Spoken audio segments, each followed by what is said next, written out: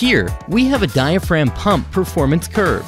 In this particular example, we'll be using an 1.5-inch pump, a model VA40 Verter air pump. On the left-hand side, we have the air inlet pressure in bar, and on the right-hand side, we have the air inlet pressure in PSI. This axis also indicates the liquid discharge pressure of the pump. Across the bottom, we have the flow rate of the pump in liters per minute, or US gallons per minute.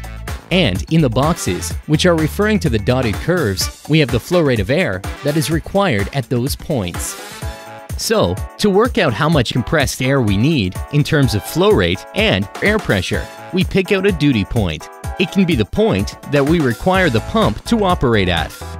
So, if we take the example of 150 liters per minute at, let's say, 5.5 bar discharge pressure, that's discharge water pressure, we have a point about here, which, at this point, we need to travel up this solid curve, and that'll give us the amount of compressed air pressure that we need, which is 7 bar of compressed air.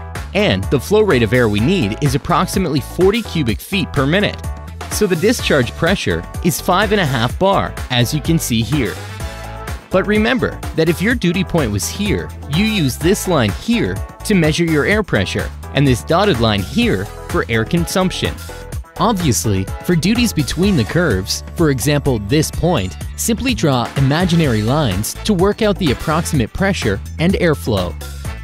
So in summary, the required flow rate of our example is 150 liters per minute at a discharge pressure of 5.5 bar, and we need at least 7 bar at 40 cubic feet per minute of air supply. For further information or to request a quote, contact Global Pumps.